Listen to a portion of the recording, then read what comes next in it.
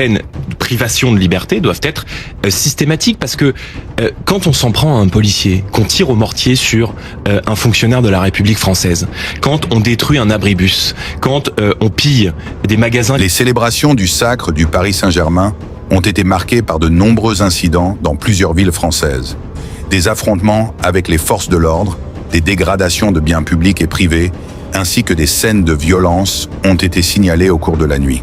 Face à ces événements, Jordan Bardella a vivement réagi. Le président du Rassemblement national a dénoncé ce qu'il considère comme une non-réponse de la part de l'État face à la montée des violences urbaines. Selon lui, les autorités n'ont pas apporté de réponse suffisamment ferme pour empêcher ou sanctionner ces débordements. Lors d'une intervention médiatique, Jordan Bardella s'est dit choqué par les images diffusées sur les réseaux sociaux et dans les médias. Il a évoqué des policiers pris pour cible, des commerces vandalisés et des véhicules incendiés. Pour lui, ces scènes illustrent une dégradation de la sécurité dans le pays. Le responsable politique estime que la France est confrontée à un problème récurrent lors des grands rassemblements populaires. Il appelle à un renforcement des moyens de sécurité et à une application plus stricte des sanctions contre les auteurs de violences. Jordan Bardella a également avancé plusieurs propositions, notamment un durcissement des peines pour les personnes impliquées dans les émeutes, l'expulsion des étrangers condamnés pour des faits graves et l'utilisation de nouvelles technologies pour faciliter l'identification des suspects. De son côté, le gouvernement défend l'action des forces de l'ordre et affirme que de nombreux effectifs avaient été mobilisés pour encadrer les célébrations. On va revenir évidemment sur ce qu'il s'est passé après la victoire du PSG en Ligue des Champions. Nuit de violence à Paris et dans plusieurs villes de France. Le ministre de l'Intérieur annonce ce matin qu'il y a eu 890 interpellations, 45% de plus que l'an dernier. On va revenir évidemment sur ces interpellations, sur ce qu'il s'est passé, sur les quelques jugements qui devraient arriver dès cet après-midi avec les premières comparutions immédiates. Mais je voudrais qu'on se projette, qu'on essaie d'imaginer qu'on est dans un an. Dans un an, même jour, même heure, quasiment.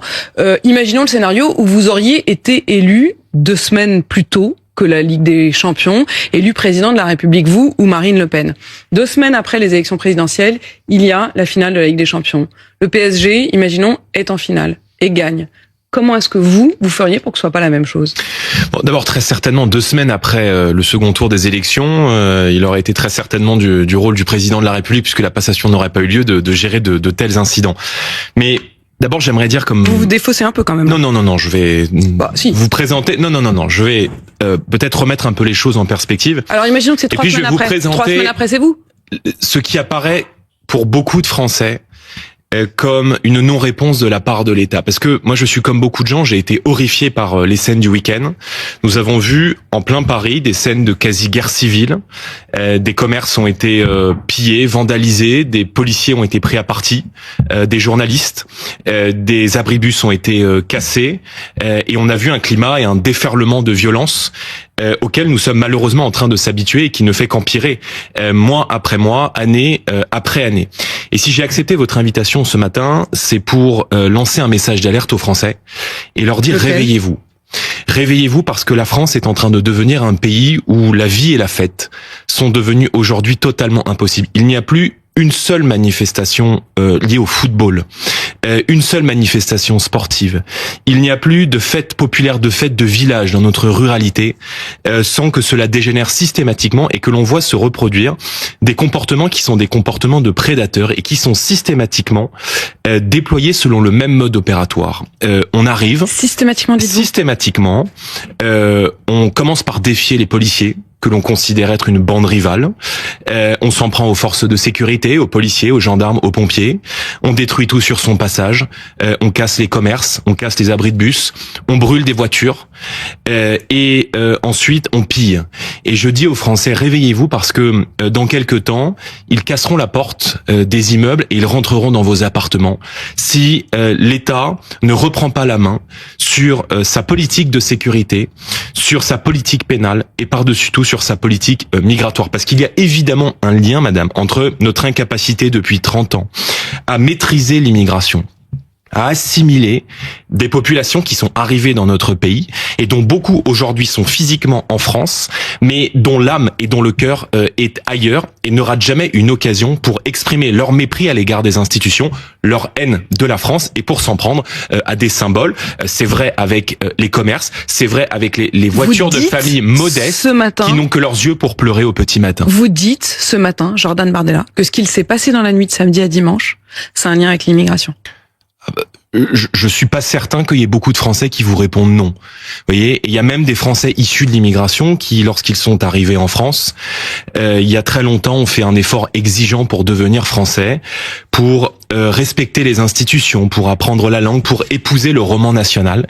Et il y a aujourd'hui des jeunes qui sont issus de cette immigration, qui ne semblent pas soumis à cet effort et qui ne ratent jamais, encore une fois, une occasion pour exprimer leur rejet des institutions et pour exprimer leur rejet dans notre pays. Et c'est vrai que c'est bien souvent lié au football, c'est bien souvent lié à certains clubs de foot. Il y a quelques jours, je ne crois pas qu'il y ait eu des incidents de ce type lors de la victoire du RC Lens, lors de la Coupe de France. Lorsqu'il y a des manifestations liées au rugby ou à Roland-Garros, on ne voit pas ce type de scène se produire. Donc le monde ce matin nous regarde effarés.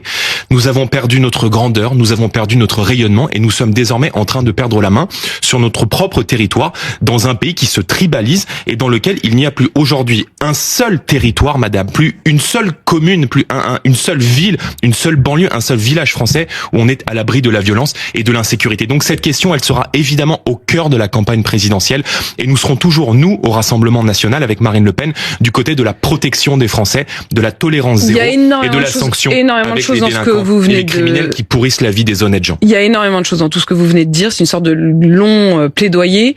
On va s'arrêter sur votre tolérance zéro, sur les conséquences. Je vous reposerai quand même la question parce qu'à un moment ou à un autre, si vous venez au pouvoir, il faut pouvoir assumer ce que vous dites. Et donc, quand je vous dis 2 semaines après, il y a potentiellement le même scénario, comment on change.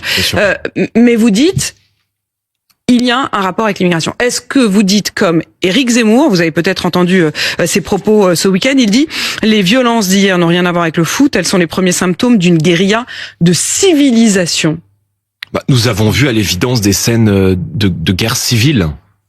Je vois pas bien le rapport entre le football, la victoire d'un club de foot, du Paris Saint-Germain, dont il faut se réjouir et se féliciter, et les drapeaux palestiniens que j'ai pu voir, par exemple.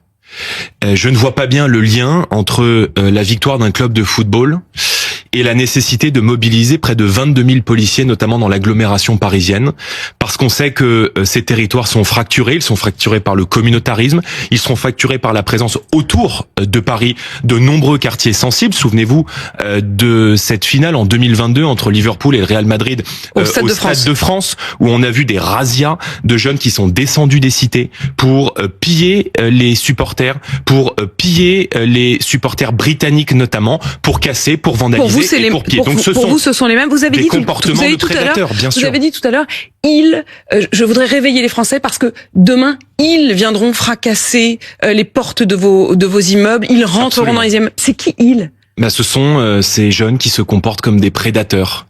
Ce sont ces jeunes qui bien souvent sont en situation d'échec scolaire, qui expriment régulièrement leur contestation de l'autorité, leur contestation de notre identité, de notre langue, de nos valeurs, de nos policiers. Je vois pas encore une fois bien le rapport entre la victoire d'un club de football et le fait de cibler des forces de police au tir de mortier. Lorsque l'Olympique de Marseille dans les années 90 a remporté la Ligue des Champions, je ne crois pas qu'il y ait eu nécessité de déployer des forces de police pour arrêter des cassages d'abribus ou pour abriter des incendies de voitures. Vous vous mettez à la place, madame, et je sais que vous le faites et que vous donnez régulièrement la parole aux honnêtes gens, mais des Français qui se réveillent le matin, qui travaillent très dur et qui voient leur voiture incendiée.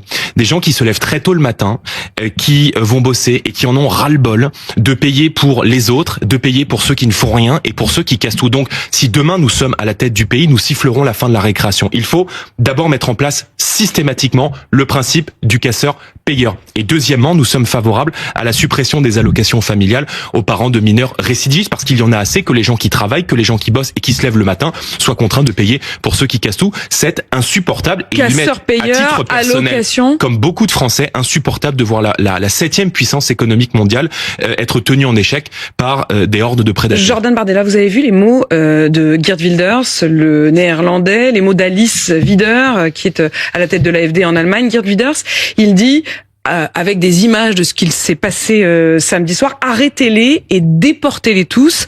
Alice Wider, elle dit remigration.